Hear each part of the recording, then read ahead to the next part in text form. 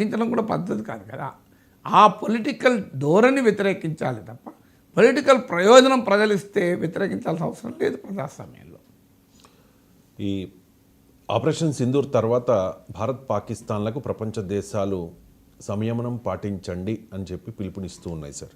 ఉగ్రవాదాన్ని వ్యతిరేకిస్తామని చైనా చెప్తోంది. ఉద్రిక్తతలు త్వరగా చల్లారాలి, ఇరు దేశాలు కూడా సంయమనం పాటించాలి అని చెప్పి ట్రంప్ కూడా పిలుపునిచ్చారు.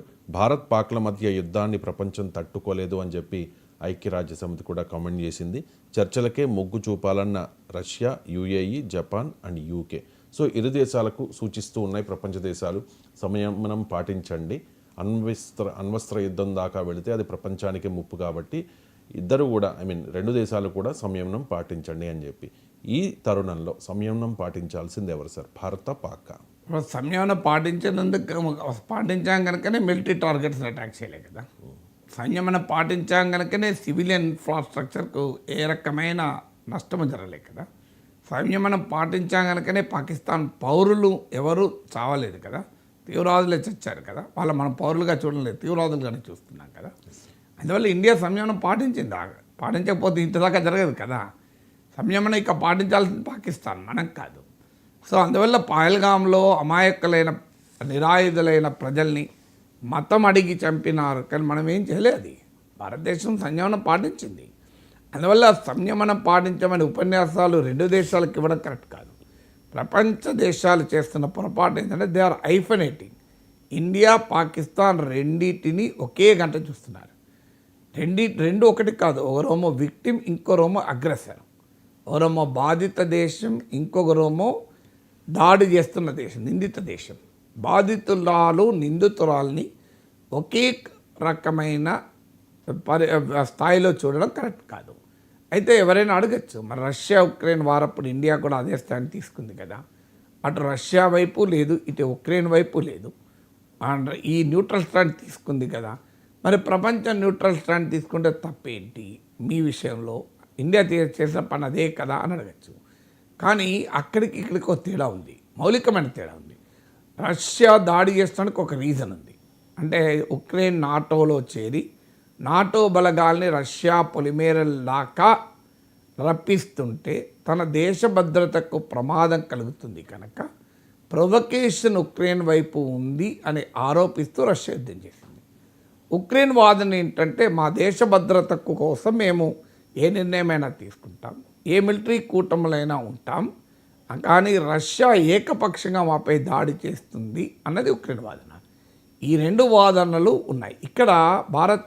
ఇక్కడ రెండు వాదనలు లేవు.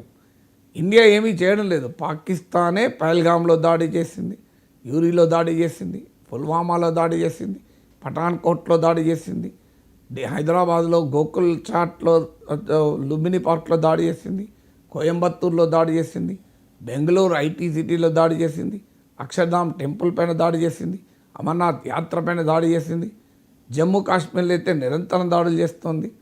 సో ఇవన్నీ పాకిస్తాన్ చేస్తుంది, ఇండియా ఎప్పుడు చేయలే. సో అందువల్ల దీనికి ఉక్రెయిన్ పరిస్థితికి మనం పోల్చకూడదు. సో ఈ దాడులు చేసినప్పుడు మేము రియాక్ట్ అవుతున్నాం. అందువల్ల సంయమనం పాటించమని చెప్పడంలో, రెండు దేశాలని ఒకే రకంగా చూడడంలో, అంటే ఈ పరిస్థితులకు రెండు దేశాలు కారణం అనే భావన వస్తుంది. రెండు దేశాలు కారణం కాదు, ఈ పరిస్థితికి పాకిస్తాన్ మాత్రమే కారణము.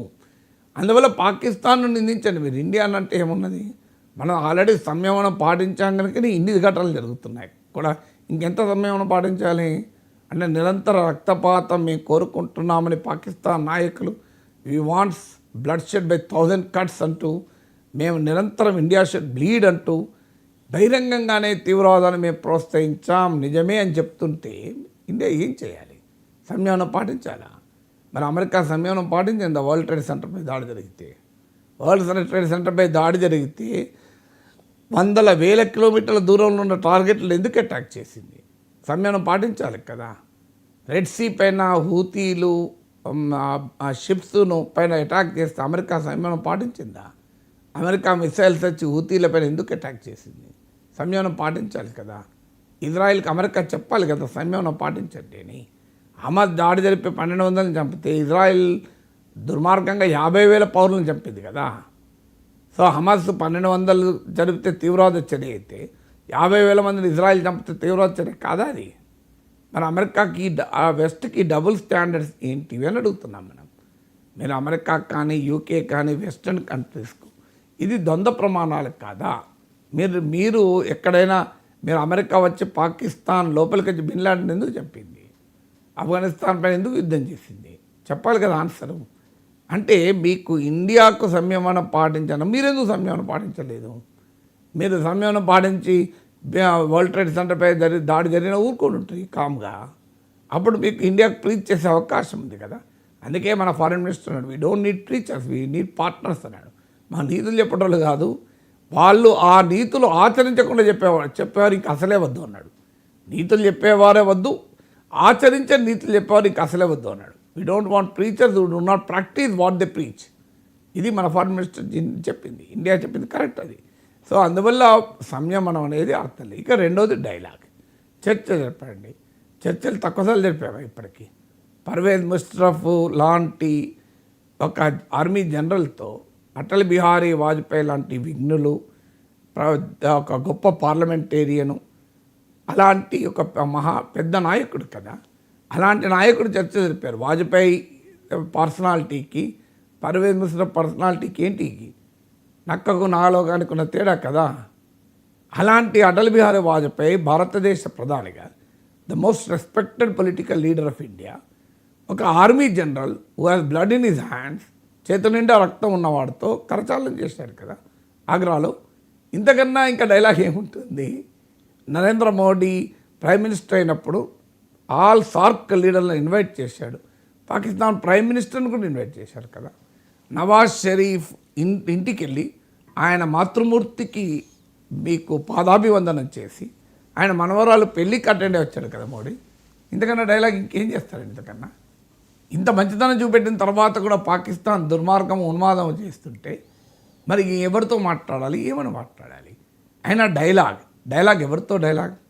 అసీం మునీర్తో డైలాగా, హఫీజ్ సయీద్తో డైలాగా, షబాజ్ షరీఫ్తో డైలాగా, మసూద్ అజర్తో డైలాగా? పాకిస్తాన్లో ఎవడు పాలిస్తున్నాడు? ఎవరితో చర్చ జరపాలి? పాకిస్తాన్లో చర్చలు జరపాలి కరెక్ట్, ఎవరితో? సో షబాజ్ షరీఫ్తో జరుపుదామంటే ప్రజలు ఎన్నుకున్న ప్రైమ్ మినిస్టర్ కాదు. ప్రజలు ఇమ్రాన్ ఖాన్ మద్దతుదారులకు 100 మందికి ఎంపీ సీట్లు ఇస్తే వీళ్ళకి అంతకన్నా తక్కువ ఇచ్చారు. సో వీళ్ళు ఎవరితో చర్చ జరపాలి? పోనీయండి, షబాజ్ షరీఫ్ ఏదో తప్పో ఒప్పో ఎలక్షన్స్ అని జరిగాయి, ఆయనతో మాట్లాడదామంటే ఆయన చేతిలో పవర్ లేదు.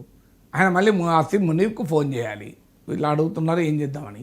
మరి అసీం మునీర్తో చర్చ జరుపుదామని ఆయన ఎంతకాలం ఉంటాడో తెలియదు, ఆయనను ఏ మిలిటరీ తిరుగుబాటులో లేపడెత్తారో తెలియదు. మనం చూడలేదు ఎంతమంది పాకిస్తాన్ లేపేశారు ఇప్పటికీ.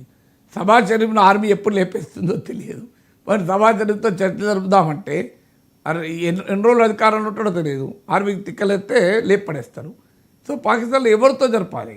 ఎవరు అసీం మునీర్ ఉన్నా, షబాజ్ షరీఫ్ ఉన్నా, ఇంకెవడు అధికారంలో ఉన్నా, హఫీజ్ సయీద్, మసూద్ అజర్ అయితే రాజ్యం నడుస్తుంది. మరి వాళ్ళతో చర్చ జరపాలా? Dialogue is ready, we're ready for dialogue. కానీ డైలాగ్ ఎవరితో జరపాలన్న సమస్య కదా. పోనీ డైలాగ్ జరుపుతాం, డైలాగ్ జరిగితే ఆగుతుంది, ఆ కుక్కదొక్క వంకర కదా. సో డైలాగ్ జరిపితే ప్రపంచంలో ఎవరైనా హామీ ఇవ్వగలుగుతారా? మేము చర్చ జరుపుతానికి సిద్ధం, చర్చలు జరుపుతాం కరెక్టే. చర్చలకు పాకిస్తాన్ వింటుందా? పాకిస్తాన్ ఉనికి అస్తిత్వమే నరనరాన భారత వ్యతిరేకత ఆధారంగా. అలాంటి దేశము, అక్కడ నాయకత్వము, ఆర్మీ, పొలిటికల్ లీడర్షిప్ భారత వ్యతిరేకతతో బతుకుతోంది. ఏమని చర్చ జరపాలి? ఎక్కడ చర్చ జరపాలి? ఎందుకని చర్చ జరపాలి? చర్చలు జరపాల్సింది ఇప్పటికి కూడా. ఎవరమైనా ఇండియా ఇది రెడీ, ఇవాళ కాకపోతే రేపైనా చర్చలు జరుపుతారు. ఇప్పుడు చైనాతో చర్చ జరపలే, గాల్వాన్లో జరిగింది. ఒక ఏడాది 2 ఏళ్ళు అసలు నథింగ్ డూయింగ్ అన్నారు. So anti China, boycott China, మామూలు భావోద్వేగం కాదు. తర్వాత ఏమైంది? సో భారత విదేశాంగ మంత్రి చర్చలు జరిపారు. ఐ థింక్ చైనా కూడా వెళ్ళినట్టున్నాడు ఫారిన్ మినిస్టర్. సో మళ్ళీ చైనాతో గాల్వాన్ లోయలో అగ్రిమెంట్ కుదిరింది కదా. చర్చలు ఈవెన్ ఇంత దాడులు జరుగుతున్న సమయంలో కూడా director general of military operations of India and Pakistan మాట్లాడుకున్నారు లైన్ ఆఫ్ కంట్రోల్ వచ్చి. అందువల్ల ఒక సబ్స్టాన్షియల్ రిజల్ట్ వైపు అవకాశం ఉంటే India is always ready for dialogue. కానీ డైలాగ్ గురించి చెప్తున్న వారు ఈ డైలాగ్ విజయవంతం కావడానికి పరిస్థితులు ఇప్పుడు ఉన్నాయా అనేది కదా. ఒకవైపు can dialogue and terror go together, ఇది క్వశ్చన్ కదా. అయినను చర్చలు జరపాలి. ఆ సందర్భం వచ్చినప్పుడు జరుపుతారు. ఇప్పుడు కాదు సందర్భం. ఇప్పుడు 27 మంది భారతీయులు ప్రాణాలు కోల్పోయిన టైంలో చర్చలకు భారత ప్రజాభిప్రాయం అంగీకరిస్తుందా? సో దానికి కాన్ఫిడెన్స్ మెజర్స్ ఏమైనా పాకిస్తాన్ తీసుకుంటే, క్రెడిబుల్ మెజర్ తీసుకుంటే, గాయపడిన భారత హృదయానికి కాస్తంత స్వాంతన కల్పిస్తే ఏమైనా చర్చలకు అవకాశం ఉంటుంది. అందువల్ల ప్రపంచం చెప్పాల్సింది ఇండియాకు కాదు చర్చ చెప్పండి, పాకిస్తాన్కి చెప్పాలి. అరే పిచ్చోడా, నువ్వు చేసిన దుర్మార్గము, ఇకనన్నా రిగ్రెట్ తెలిపి ఒక కాన్ఫిడెన్స్ బిల్డింగ్, భారత ప్రజలకు విశ్వాసం కల్పించే పనులు చేసినప్పుడు అప్పుడు భారతదేశం చర్చలకు ముందుకు వస్తుందని పాకిస్తాన్కి చెప్పాలి. అది వదిలేసి ఇండియాను పాకిస్తాన్ ఐఫనైట్ చేసి సంయమనం పాటించండి, చర్చ